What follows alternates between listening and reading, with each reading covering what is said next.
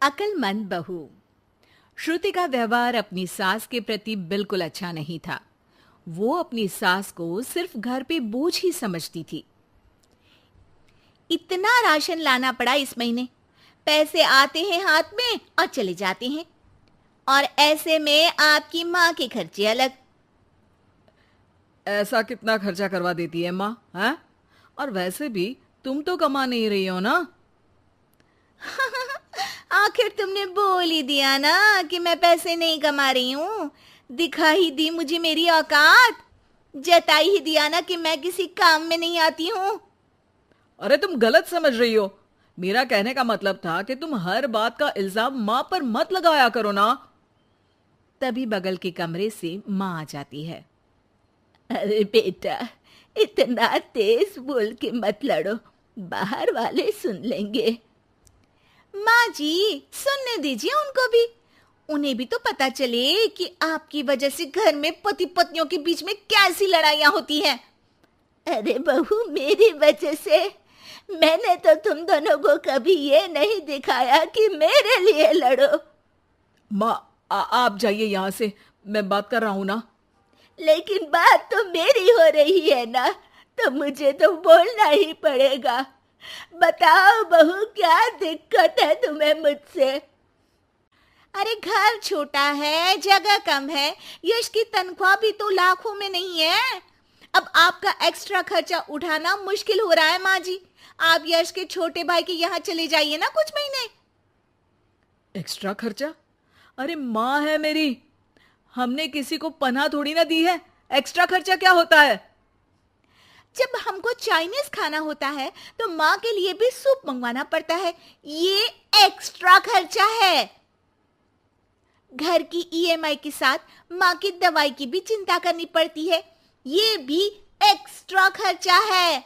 माँ को रोज कोई ना कोई बीमारी होती रहती है। इसी डर से हम कार नहीं खरीद रहे कि हॉस्पिटल में पैसे लग गए तो कहाँ से आएंगे। और खाने पीने कपड़े इधर उधर के खर्चे तो जोड़ भी नहीं रही हूँ मैं। अरे ये सब तो मैंने यश के लिए भी किया है। मैंने तो ऐसे उंगलियों पे हिसाब नहीं रखा। लो, आपने भी जता दिया ना। अरे आप थोड़े दिन किसी रिश्तेदार के यहाँ क्यों नहीं चली जाती? खर्चा भी बचेगा और घर में शांति भी रहेगी। यश श्रुति की ये बात सुन के गुस्से से आग बबूला हो जाता है। चुप हो जाओ श्रुति, बहुत हो गया तुम्हारा। मेरी माँ है वो, और उनका अधिकार इस घर पे हम दोनों से भी ज्यादा है। और खर्चे बचाने की इतनी ही पड़ी है तो तुम खुद क्यों नहीं चली जाती अपने मायके? घर में शांति तो तुम्हारे जाने से भी हो सकती है। श्रुति ने ये नहीं सोचा था कि यश कभी उससे इतनी तेज आवाज में इस तरह से बात करेगा। अपनी सास के सामने यश ने उससे इतनी बेरुखी से बर्ताव किया कि श्रुति ने सोच लिया कि वो अब अपने मायके चली ही जाएगी। अगले दिन जब यश ऑफिस गया हुआ था, उस वक्त श्रुति वहां से मायके चली गई। माँ, कैसी हो? अरे बहू के राज में जी रही हूँ बेटा, अच्छी ही हूँ। तू बता, अचानक कैसे आ गई? अरे सास से खिटपिट हो गई। मैं थोड़ी देर वहां नहीं रहूंगी घर में तो अकल ठिकाने पे आ जाएगी उनकी।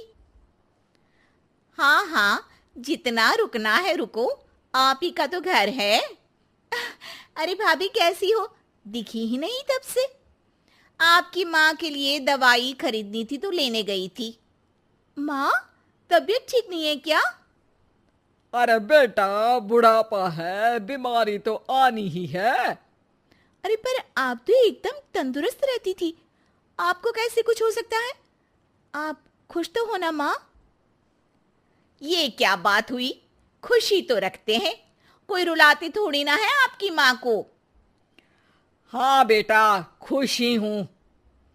माँ ये कहते हुए जरा भी खुश नहीं थी। थोड़े दिन श्रुति वहां रुकती है। एक दिन जब वो अपने भाई के साथ बाहर से कुछ सामान लेकर कार में आ रही होती है, तभी भाई पूछता है, कब जाने का प्लान है? अरे भैया, अभी तो आई हूँ। हाँ हाँ, वो तेरी भाभी पूछ रही थी कि कब जाने वाली हो। मतलब जाने से पहले बता दोगी तो अच्छा रहेगा, हम तैयार रहेंगे। एकदम जाओगी तो बुरा लगेगा ना। हाँ भैया, बता दूंगी भैया। अच्छा, वैसे हुआ क्या था तुम्हारे और तुम्हारे पति के बीच? हमारे बीच कोई लड़ाई नहीं हुई थी भैया। वो तो सास की वजह से लड़ाई हुई, इसलिए आना पड़ा। आप चिंता मत करिए, मैं जल्दी चली जाऊंगी। अरे नहीं नहीं, रुकना। अरे तू घर में है तो शांति भी रहती है। क्या मतलब? अरे मत पूछ श्रुति, आए दिन माँ और तेरी भाभी में नोक झोंक चलती ही रहती है। तेरी भाभी का कहना है कि माँ का खर्चा बहुत होता जा रहा है घर में। अब माँ की क्या गलती है? बीमारी किसी से पूछ के थोड़ी ना आती है। तेरे सामने वो कुछ नहीं बोल रही है, तेरे जाते ही माँ को ताने मारने लगेगी। और आप कुछ नहीं बोलते? मैं बोलूंगा तो मायके चली जाएगी गुस्से में। श्रुति ये जवाब सुन के चुप हो जाती है। उसे एहसास होता है जैसे ये उसकी भाभी की नहीं, उसी की बात हो रही है। पर भैया, आपकी तो इतनी अच्छी जॉब है, पैसों की कोई दिक्कत नहीं है, फिर भाभी को क्या दिक्कत है? अरे किसी को पालने के लिए मन में प्यार होना चाहिए श्रुति।